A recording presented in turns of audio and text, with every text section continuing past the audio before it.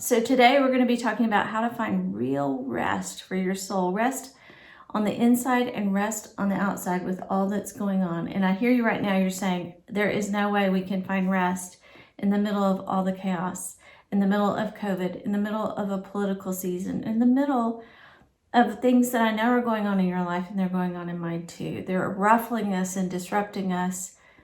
But I want to talk to you about a way that I've found to have rest for my soul, even in the middle of things that are going on that are kind of crazy. Probably 10 years ago, I found a book, and it's called The Art of Divine Contentment. It's by Thomas Watson, and it was written in the 1600s. And I tell you what, he has something to say to us right now about where we're living and how to find rest. And rest is found when we are really, truly contented no matter what our circumstances are. That's how to find rest. One of the practices of good soul care is establishing a pattern of Sabbath in your week. That's where you take time off and you do something special. You get out and enjoy your hobby. You have a dinner for your family or just a beautiful dinner for yourself. I have a friend that is single, and she'll order out her favorite food from her favorite restaurant. She'll set the table and just enjoy it herself. You can do it regardless of whether you have people around or not, but it's a good practice to have Sabbath weekly. So you can establish those patterns, but you know as well as I do that we can't control and set the table for what's going on the inside of us. We can't make ourselves a place and wrestle ourselves into resting on the inside without help from God and His Holy Spirit. I've talked to you about how that verse in Ephesians about that we get strength in the inner man through the Holy Spirit.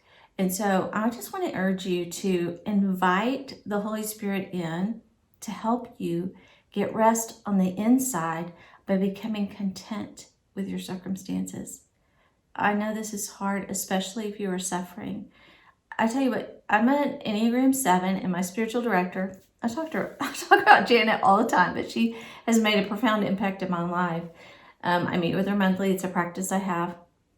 And she says that 7s are made to hold joy, and so grief is especially difficult.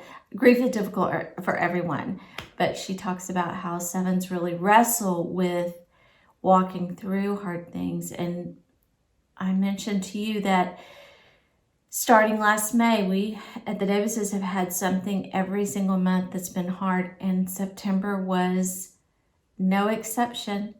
We had something come out of left field that was very tragic in our extended family that was really hard, and it was another season of walking out some sadness and some grief. And it's hard to find yourself in a contented place when you feel uncomfortable and sad.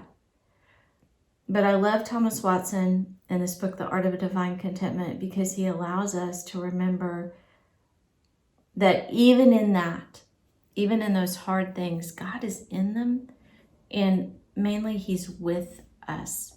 So even in hard times, no matter what you're struggling through, no matter what you're wrestling through, we have the promise, and this is good soul health. We have the promise that Jesus is Emmanuel. He is with us in those times of suffering. And honestly, there are times I don't know how I could have gotten through without Jesus. So I just want to encourage you to, yes, have a practice of peace and good soul care on the outside by practicing a regular rhythm of Sabbath and taking a break, but also practice this finding rest on the inside with the things that are ruffling your soul to pieces by finding a contentment with God and His plans for your life and for mine. And I want to encourage you to pick up this book and read it. It's a tough read. It's a good one. There's one quote in particular, and he says, in regards to God's plans for what we're walking through, he basically says, will I be a rebel or a child? And in that, I think that, let's just take COVID. Will we be rebels and fist in the air? Or will we be children of God, walking in light and peace and kindness? So I just want to encourage you to be a child of the light. I want to encourage you to pick up that book and get some good care for your soul.